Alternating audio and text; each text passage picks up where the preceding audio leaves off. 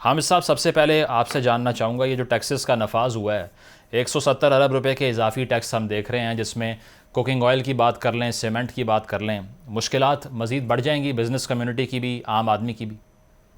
जी, बिस्मिल्लाह रहमान रहीम। मुजम्मिल साहब, मैं थोड़ा सा पीछे पहले जाऊंगा कि जो आईएमएफ की कंडीशनैलिटीज की वजह से मुबैना तौर पे जो इन्होंने एनर्जी के साथ किया है, तो खास तौर पे जो पंजाब के साथ किया है इन्होंने, पंजाब को तो बिल्कुल, जिसको कहते हैं ना, through Punjab under the bus, इन्होंने बिल्कुल हमें बस के नीचे फेंक दिया है।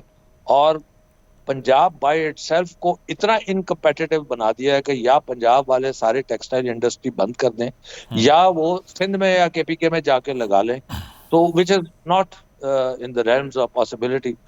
तो देखें, एक मोमेंटम था, हम एक्सपोर्ट लेड ग्रोथ पे जा रहे थे, उसका सबसे बड़ा एक जो जो हमें बढ़त थी, वो हमें रीजनली competitive एनर्जी टैरिफ्स मिल रहे थे। मैं आपको थोड़ा सा एक्सप्लेन कर दूं, ये बहुत बात हो रही है आजकल कि टेक्सटाइल को बहुत बड़ी सब्सिडी दी जा रही है। प्लीज लेट मी एक्सप्लेन, ये टेक्सटाइल को सब्सिडी नहीं दी जा रही।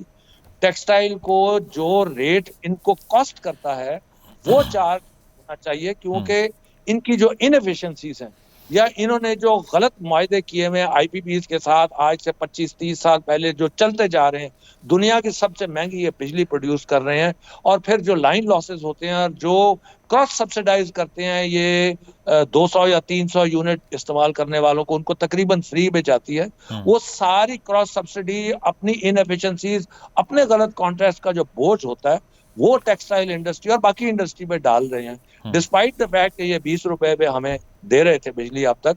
तो उसके बावजूद हम ग्रो कर रहे थे, और हमने 19.5 अरब की एक्सपोर्ट्स 2 साल में अचीव कर ली, 12.5 से 19.5 पे, इसी इन्हीं वजूहात पे। अच्छा, अब आपको एक याद करना है कि बात यह नहीं कि हमारा सिंध से या केपीके से पंजाब का मुकाबला हो रहा है, हमारा मुकाबला दुनिया से हो रहा है। हम बांग्लादेश, इंडिया, वियतनाम, श्रीलंका, इन लोगों से मुकाबला करते हैं, और अगर हमारी एनर्जी इनसे 50% या 100% या 40% ज्यादा होगी, हम इनसे मुकाबला नहीं कर सकते। हम्म। एक बात हमें याद रखनी है कि हम जितने मर्जी एफिशिएंट हो जाएं, हम हुकूमत की इनएफिशिएंसीज और इनकी लैक ऑफ कंट्रोल को हम अपनी प्राइसेस में बिल्ड करके हामिद दुनिया साहब, को नहीं कदा कलामी सप्लाई। की माजरत, लेकिन इसहाक डार साहब ने बिल्कुल डिफरेंट पिक्चर पेंट की है। उन्होंने ये कहा है कि हम 2013 के बाद जो हमारा टेन्योर आया 6% पर ग्रो कर रहे थे, उसके बाद जो एक्सपेरिमेंट हुआ उससे नुकसान पहुंचा।